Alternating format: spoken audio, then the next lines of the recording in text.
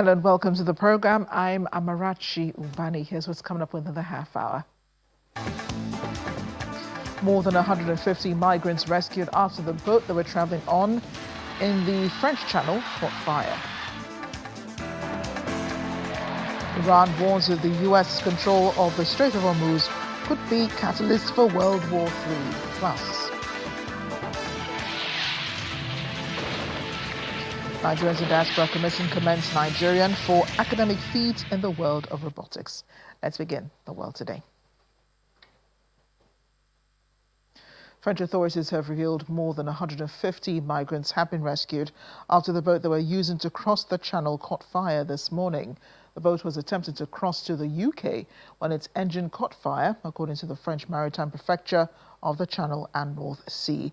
It said 157 people have been rescued and are being taken to port in Boulogne-sur-Mer. There are no reports of anyone having been injured or killed. It comes just a day after Prime Minister Andy Burnham pledged his government will be relentless in curbing the number of people arriving in the UK on small boats. French authorities said the boat left France Monday night. The French Maritime Prefecture said in a statement 5 people on board the vessel required rescue. The remaining people on board refused the assistance offered by French patrol boats. Determined to reach the United Kingdom, migrants crossing the channel in small boats refused assistance offered by French Emergency Service, accepting it only in situations of extreme emergency. Now, because of the structural fragility of boats used to cross the channel, it said they decided not to intervene further at that stage. And staying in Europe, the European Commissioner for Internal Affairs and Migration, Magnus Brunner, revealed that over 70,000 migrants had crossed into Ceuta last week, but insisted the EU had passed the test following the huge row over border security. Speaking in Brussels on Tuesday, Brunner said he mistakenly referred to Morocco as a safe third country, the terminology used to describe nations asylum seekers have traveled through or have had a connection with, before correcting himself to say safe country of origin. Just last week, migrants surged from Morocco into the Spanish enclave of Ceuta, with at least 72 of them believed to have died. Italy suspended border-free Schengen rules, despite some politicians saying they were not allowed to under the bloc's rules, and Spain accused others of a selfish response.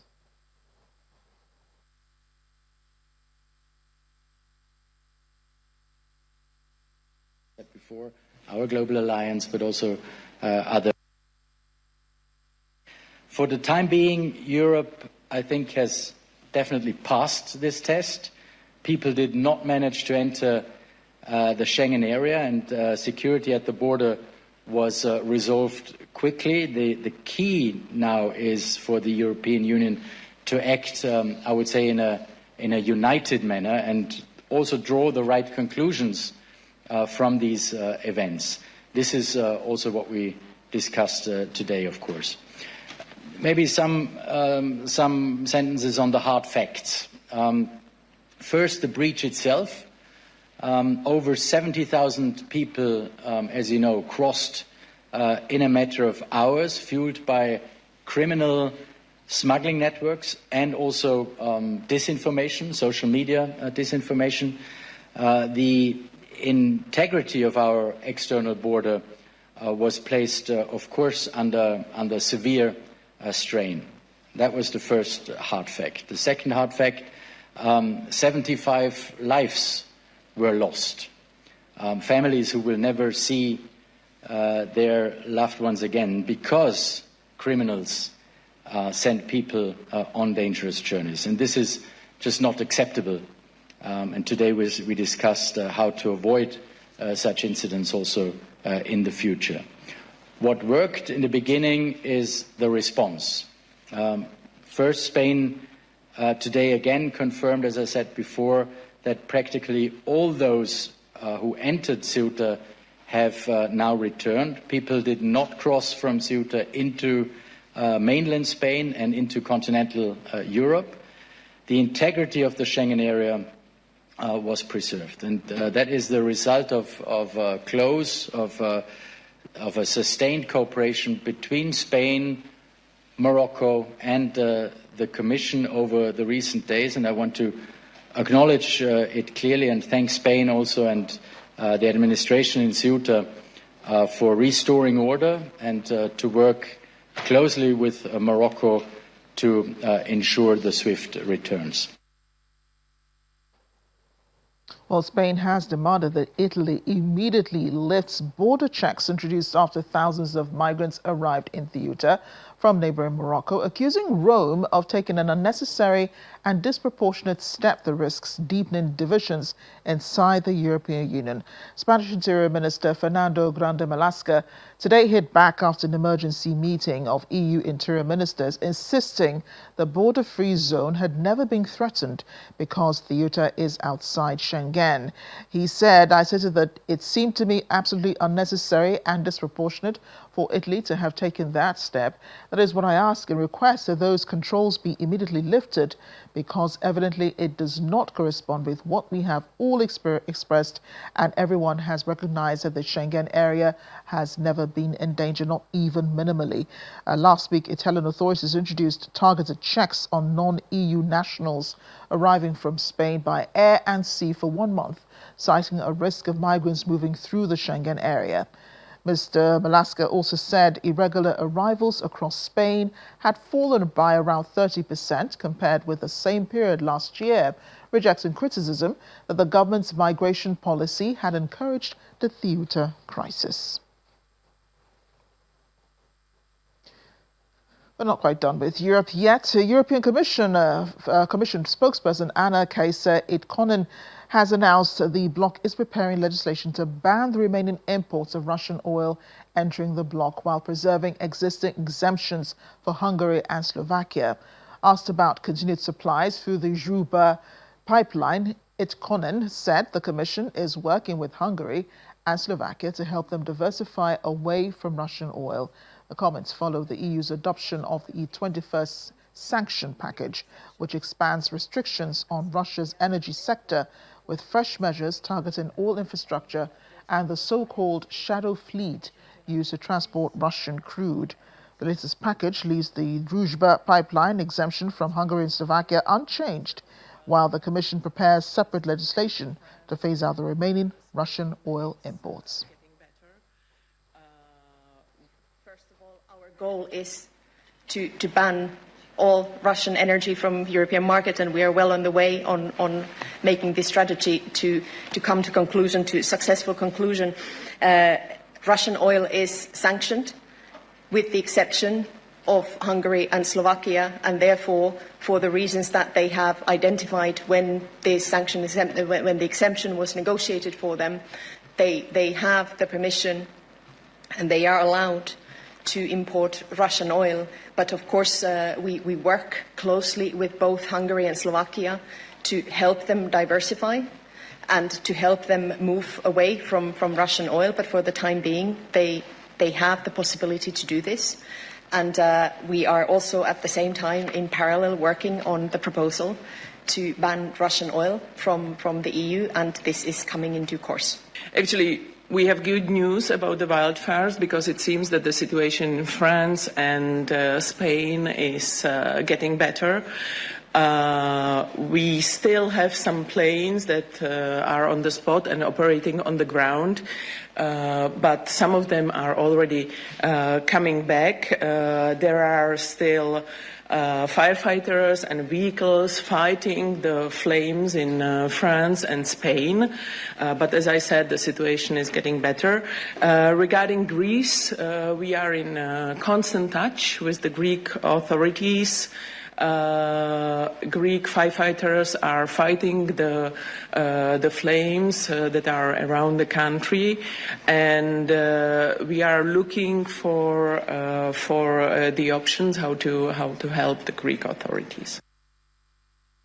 Now, 4 people have been killed by a soldier in Russian-annexed Crimea in an apparent random gun rampage. The Moscow-installed regional governor Mikhail Raskozhayev said the gunman opened fire on his fellow soldiers, killing one and wounding another.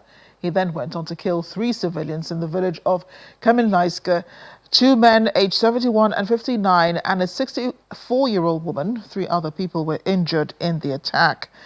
He is not being publicly identified, and local officials have not released information about the attacker or which branch of the Russian armed forces he was serving with. It's unclear whether the death toll was expected to rise, but doctors are doing everything possible to save people injured in the attack.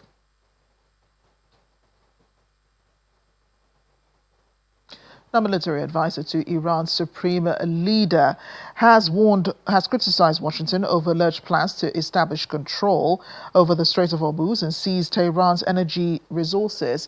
Speaking in an interview, Mohsen Rezai claimed that Iran has displaced much of the U.S. military presence in Kuwait, Qatar, and Jordan, warning that Tehran would not allow what he described as a second maritime corridor through the strategic waterway. Rezai stressed that any U.S. military deployment in the strait would be targeted, warning that U.S. actions in the Strait of Hormuz could trigger World War III. Meanwhile, U.S. President Donald Trump is insisting that talks with Iran are still on, describing them as Tehran's last chance. It comes after President Trump said earlier that Washington's allies in the Middle East, along with Iran, urged him to call off what he described as the biggest attack since World War II on Tehran ahead of the supposedly scheduled talks with Iran on Monday.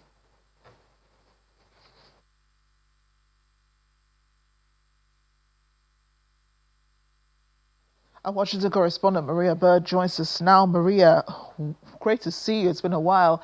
Why does the president think or insist that he will be having talks with Iranian officials, even though it's clear they want nothing to do with negotiating with the United States? Well, the president, as we know, this is not new.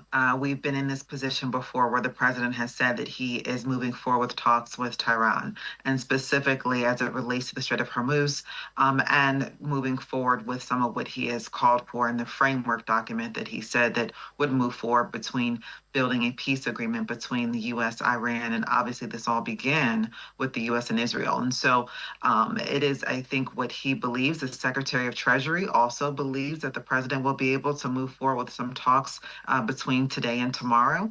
I think the president obviously has shown us before that it seemed as if there were no movement, but then we began to see some movement. So obviously the hope for the whole global community is that there are talks and that there is some movement forward because, as you mentioned earlier, the type of attacks that have gone forth over the last few days between the U.S. and Iran, and obviously even the threat or the speculation of any further war that could be devastating to the region and obviously have global impact is something that no one would like to see in the near future. But control of the Strait of Hormuz still remains in contention. Iran says it has, or it wants control over the Strait of Hormuz. The U.S. president wants to control that as well. So what is President Trump's intentions for the area? Well, the president, I think, has not removed his intentions around gaining control. I think that if there is an area that we might not see movement on, it could be the Strait of Hormuz. We now have seen Iran be very clear that the U.S. Is not expected, or they do not anticipate that the U.S. will have control of that area. The president has not the U.S. president has not made any types of changes in his thoughts around the U.S. having control of that area. We know how important that area is for moving goods back and forth. We know how resource heavy and how important that is for the region. And obviously the U.S. Has seen where the benefits are there as well. And as we can see, there has been major implications economically for the United States and the rest of the world as it relates to the tension in the region. So obviously that is going to be on the table for discussion, but whether or not we will see the movement that I think either party is expecting, I think is up for question. And so what does that mean? Does that mean we're going to see additional airstrikes in the region?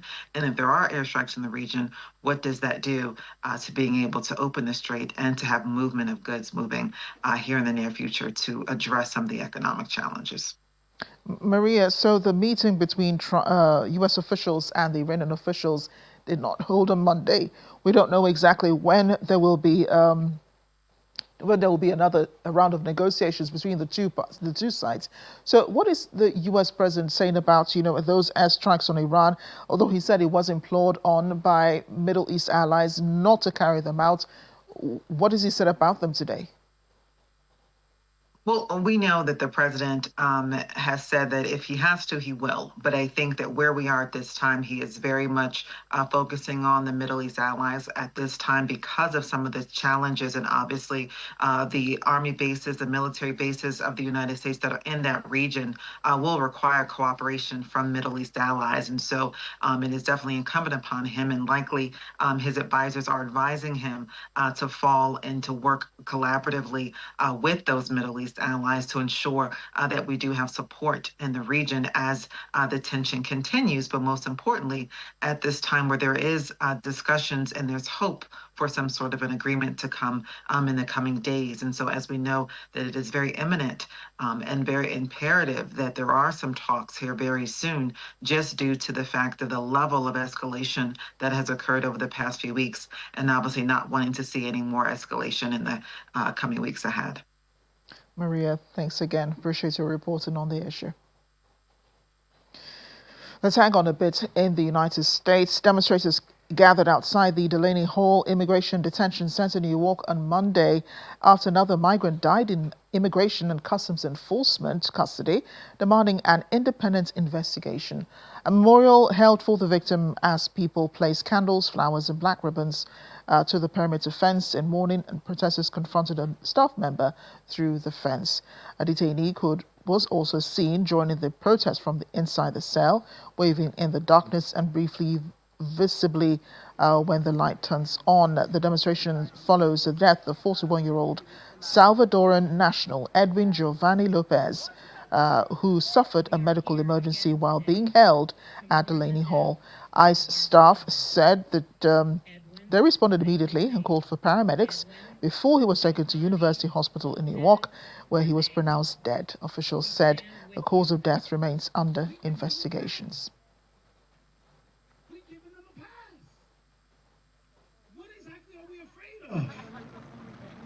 What exactly are we holding us back?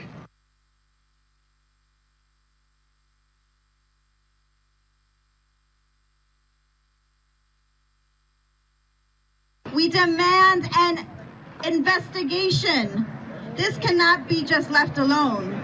It's not just Edwin's family, but we need them to investigate what's happening inside these detention facilities. A man inside, his name is Edwin, he was denied medical care and died in ICE custody inside of Delaney Hall. He has diabetes, he was denied his medication, and because of that, he passed away. We are here again today to mourn the death of our beloved Edwin, say his name, Edwin Giovanni Lopez Cornejo.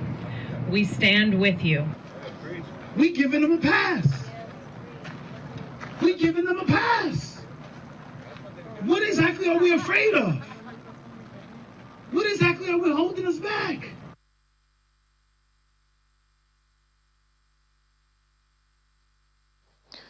We're still in the United States, but to the weather now. A fast-moving wildfire has torn through communities around Spokane in eastern Washington, destroying at least 700 buildings and forcing thousands of people from their homes.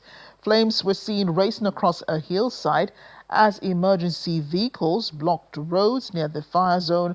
Firefighters are seen moving through smoke-filled woodland as crews battled to stop the flames reaching more homes. The 3 fires broke out on Saturday and remained uncontained as at Monday. Around 67,000 people had been ordered to evacuate, making the blaze among the most destructive in Washington state's history. Around 1,000 firefighters were deployed, with more crews expected to arrive as dry conditions continue to stretch resources across the region. Now, Qatar, Egypt, and Turkey, all mediators in the truce in the Gaza Strip, have strongly condemned the ongoing Israeli violations in Gaza. Their joint statement came after Israel's renewed strikes in the Palestinian territory, which reportedly killed over 20 people. They particularly denounced the targeting of health facilities and infrastructure and the resulting civilian casualties, including women and children. In a statement released jointly, they said this constitutes a flagrant violation of international law and international humanitarian law. The mediator stressed the need for Israel to fully uphold its commitments under the ceasefire agreement and said the attacks were undermining efforts to implement its second phase, particularly following Hamas's acceptance of the roadmap and agreement to confine their weapons.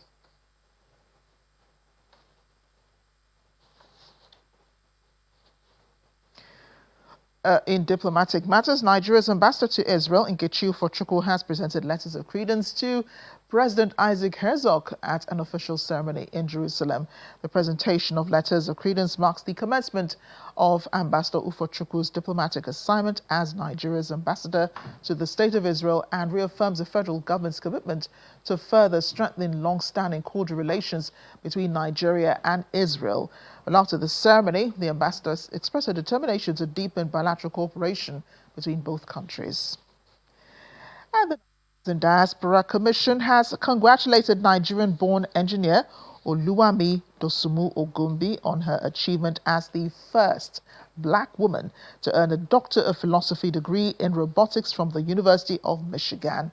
NIDCOM's chairman and CEO, Abike Dabiri-Erewa, commended Dr. Dosumu Ogumbi for her brilliance and commitment to excellence, highlighting that her success is yet another testimony to the outstanding contributions of Nigerians in the diaspora across diverse fields.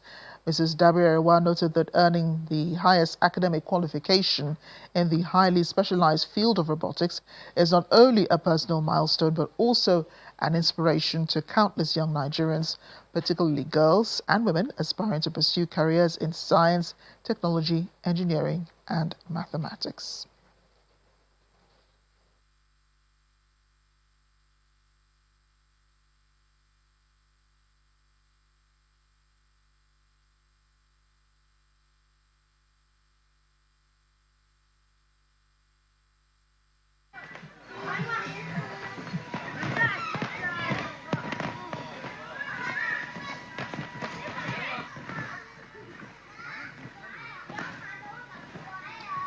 Well, this is what helps Gaza children sustain themselves within this terrible war going on in their city. At least to forget what's been going on outside for a few minutes. This is Jump City, a children's entertainment tent complex that's helping young people smile again after the hardships of war. The owner, Mahmoud Shaheen, says he created the space because his own children needed an outlet after years of conflict amid the near-total absence of parks and recreational facilities. He says families travel from as far as Han Yunis, Deir al-Bala and al-Nusrat so their children can enjoy a few moments of happiness. He adds that prices are symbolic, starting at 5 shekels. That's about $1.64. Children are admitted free of charge when their families cannot afford to pay.